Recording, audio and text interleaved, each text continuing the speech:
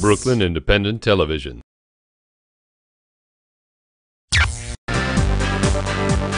Welcome to Brooklyn Review. I'm Brian Vines.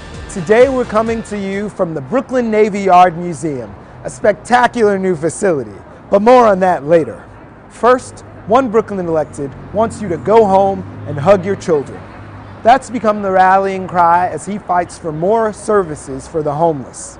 Jenny Passe Rodriguez introduces us to two teens who, if not for the help of an organization dedicated to LGBT youth, would find themselves on the street. Are you a faggot? Was that you kissing that boy? What is this? Are you a faggot? You know what? I am a faggot. Then you need to get out of my house. Never come back here. You're not welcome here anymore. Dylan isn't his real name, but Jeremiah Wallace can surely relate to his character's coming out experience. I decided to come out on my 18th birthday, December 1st, and when I came out, it didn't go over so well with my adoptive parent. She kicked me out the next day, actually. After couch surfing with friends for a few months and graduating from high school this past June, Jeremiah bought a one-way ticket from Chicago to New York. He soon realized that finding a safe place to sleep wasn't going to be easy. When I first came here, I stayed in the male intake. Oh my goodness. I was the youngest, the skinniest, the only gay person in that shelter.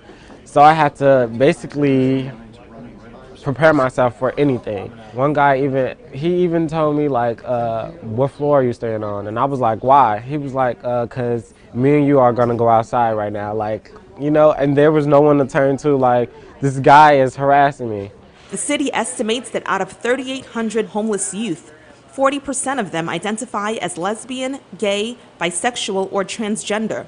Through the resources of organizations like the Ali Forney Center, some of them, like Jeremiah, are able to find a safe haven, even if they have to wait a few weeks. We work with approximately 1,000 young people a year through street outreach, through our two drop-in programs, one in Manhattan, one in Brooklyn. And we have an emergency housing program in scattered sites. We have 47 emergency beds, the majority of which are in sites in Brooklyn. And we have a transitional housing program where the young people can stay with us for up to 2 years. But such services for all runaway and homeless children come under attack every year when budget proposals are made.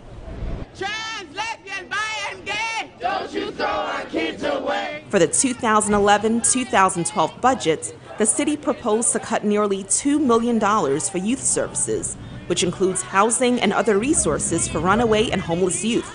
The single area of the city budget where the city council filled in not only the mayor's cut but the state cut was runaway and homeless youth shelter beds. But you know what? We can't just continue to fight for the same money over and over again when there are hundreds of kids on waiting lists at shelter bed programs who want to come in from the cold. As chair of the city's Youth Services Committee, Councilmember Fiddler works with organizations like the Ali Forney Center and religious institutions to bring awareness to the runaway and homeless youth crisis. One of the important roles that CBST plays is that we're trying to be a catalyst in generating interest in churches and mosques and synagogues of all the faith communities here in New York.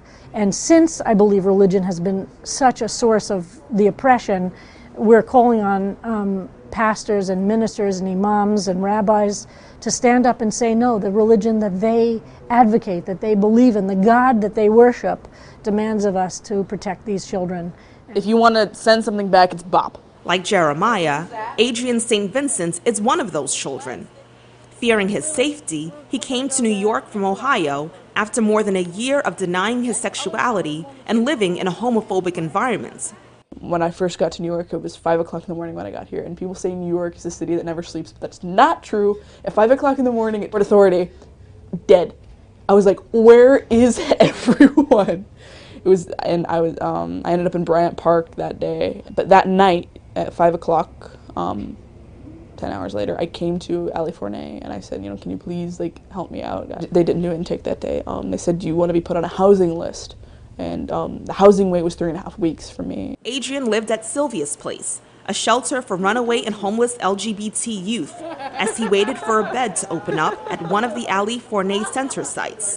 Obviously, I guess I'm gay, and my dad agreed with it. What? So I'm suspended. As members of the Ali Forney Theatrical Society, Jeremiah, Adrian, and their castmates use the stage as a platform to address some of the issues they've already faced in their young lives. It puts the problem out there and it says, this is the issue, how do we fix this? To people that might not know what the problem is, to people that, might have solutions. And it gives us and everybody else a forum to say, this is wrong, how do we fix this? Did you see that photo? I was just about to say that, yes. What photo? For Brooklyn Review, I'm Jenny Passe Rodriguez. Isn't there always a photo on Facebook? Of course, but the photo looked like you. Become a fan on Facebook, like Brooklyn Independent Television.